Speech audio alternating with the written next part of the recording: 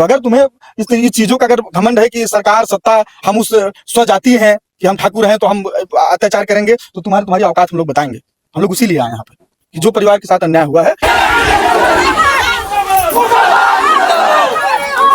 इस देश में अब हमें ऐसा लगता है कि दलित होना एक अपराध हो गया कि एक परिवार का एक जो गरीब व्यक्ति है उसे 1,50,000 रुपए डिमांड कर रहे हैं और 3-3 4-4 दिन बैठ करके पैसे की इंतजार कर रहे हैं कि कल पैसा आएगा, परसों पैसा आएगा तो हम इसको छोड़ देंगे। थाने पे कुछ ऐसे सिपाही आए हुए हैं ये दिन भर सादे वर्दी में टालते रहते हैं। कोई भी जैसे मान लो लाचार लड़का या कोई भी कुछ देखते हैं गरीब परिवार उसी को उठाते हैं। जो थाने की पुलिस है बहुत जातिवाद करती है। सर 99% गरीबों पर मुकदमा दर्ज करती है, लड़कों को बेवजह उठा के मारती है। 99% स्कूली बच्चों को मारती है। 10 में पढ़ने वाले 11-12 में जितने। अच्छा बदलाव कैसे ये पूरी घटना को किस तरह से आप देखते हैं? ये घटना तो ये जिस हिसाब से भी आप सुन रहे थे बयान, उस हिसाब से तो हृदय एकदम व्यतीत हो जाता है कि ये पुलिस के जो वर्दी के अंदर बैठे हुए जो ये भक्षक हैं, जो वे स्वयं अपराधियों से भी खतरनाक व्यक्ति है कि एक गरीब परिवार की आज जान की कीमत कुछ नहीं है। अगर वो गरीब है तो उसको आप मार डालिए, काट डालिए, फेंक दीजिए, तो उनके लिए ना कोई कानून है ना कोई वो है। तो इनके मतलब ये इस तरीके से मनबड़ हो चुके हैं कि एक परिवार का एक जो गरीब व्यक्ति है उसे 1,50,000 रुपए डिमांड कर रहे हैं और 3-3 4-4 दिन बैठ करके पैसे की इंतजार कर रहे हैं कि कल पैसा आएगा, परसों पैसा आएगा तो हम इसको छोड़ देंगे। कह भी रहे हैं कि निर्दोष है, इसे कह रहे परिवार से कहें कि निर्दोष है, इसे अभी बता रहे हैं कि परिवार से कह भी रहे हैं कि साहब कि ये निर्दोष है, मैं इसको छोड़ दूंगा, आप पैसे की व्यवस्था करिए। मतलब इस इतने निचले स्तर पर गिर जाना एक कानून का जो रक्षक है उसको तो शोभा नहीं देता है। तो ऐसे लोगों को तुरंत सस्पेंड कर देना चाहिए और इनके खिलाफ कानूनी कार्रवाई करके इनके खिलाफ मुकदमा लिख करके इनको जेल भेजना चाहिए। और ये गरीब जो परिवार है, ये गरीब परिवार अपने बुढ़ापे के सहारा के लिए इस बच्चे को पाल के बड़ा किया था। आज इस परिवार के सहारा कौन रहेगा? बच्चा तो मर गया, उसको मार दिया आप लोग, तो इस गरीब परिवार के उनके माँ बाप, उनके भाई बहन का कौन कमा खिलाएगा? उसकी क्या व्यवस्था इस सरकार की जिम्मेदारी बनती है। सरकार के जो प्रशासन में बैठे हुए लोग आए और उस जिम्मेदारी को निर्वहन करें और बताएं कि परिवार के लिए क्या व्यवस्था कर रहे हैं। उनको एक सरकारी नौकरी की व्यवस्था करें ताकि परिवार आसानी से अपना जीवन जी पाए। अगर भी है घर में विकलांग दो विकलांग है। अच्छा, परिवार में 2 विकलांग और जो लड़का एक्सपायर हुआ है वो भी शारीरिक अक्षमता था, उसके अंदर भी कुछ पैरालिसिस के लक्षण थे। उसके बाद भी प्रशासन वाले 4 दिन तक बैठ करके, अभी मेरे डीआईजी साहब से बात हो रही थी, मैंने उनसे पूछा कि ठीक है आप कह रहे हैं जुडिशियल जांच हो जाएगी, सब हो जाएगी, लेकिन एक कौन से संविधान में कौन से कानून में लिखा गया है कि 4 दिन 5 दिन तक थाने बैठा करके एक व्यक्ति के अभियुक्त को और इंतजार कर रहे हैं 1 लाख 1.5 लाख अगर पैसा दे देते हैं तो अपराधी नहीं रहते। अगर परिवार पैसा दे देता तो अपराधी नहीं रहता।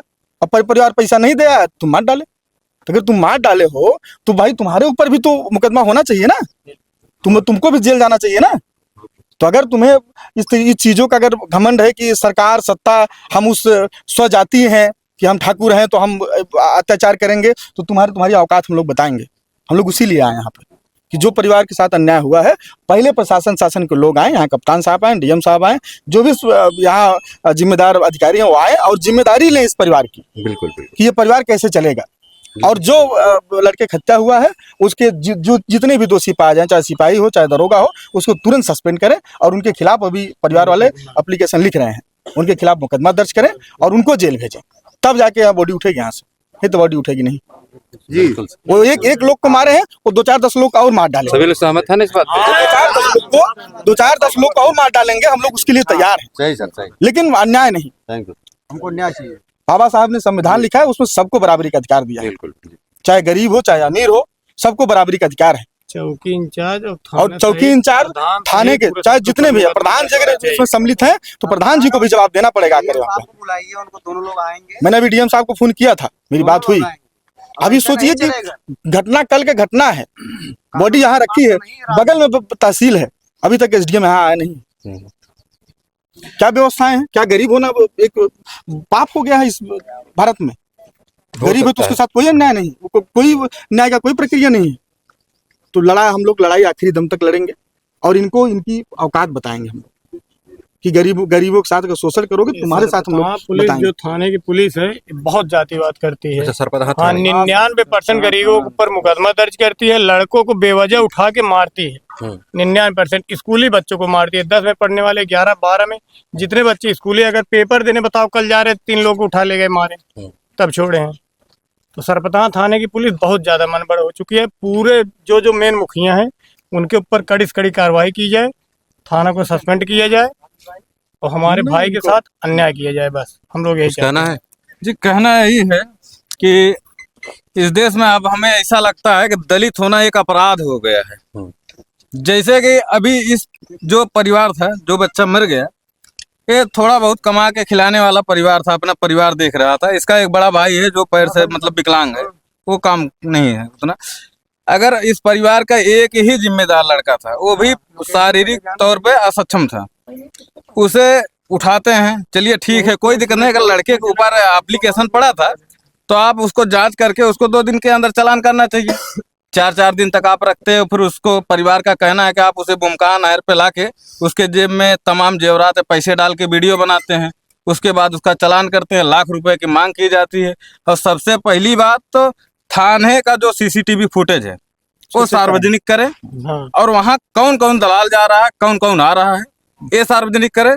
और पूरे थाना प्रशासन को जहां तक हो सके जांच करके सस्पेंड किया जाए और एक नई टीम बिठा के कार्रवाई की जाए और जांच की जाए। घटना नहीं है, ये नई घटना नहीं है, ऐसी घटनाएं घटी है, तमाम घटना घट ऐसी चुकी है। घटनाएं घटी है और उसका परिणाम भी मिला है। पूरा थाना सस्पेंड हुआ है और उनके खिलाफ कानूनी कार्रवाई हुई है। अब थाने पर हर थाने पर सीसीटीवी कैमरा रहता है। अभी मैं बात कर रहा था अधिकारी से, तो उन्होंने कहा कि नहीं, परिवार झूठ बोल रहा है। तो हमने कहा कि तो आप सही बोलिए, आप जांच कराइए। थाने का जो कैमरा सीसीटीवी कैमरा लगा है उसका जांच कराइए, उसमें तो पता चलेगा ना कि लड़के को कब आप ले गए हैं, कब छोड़े हैं।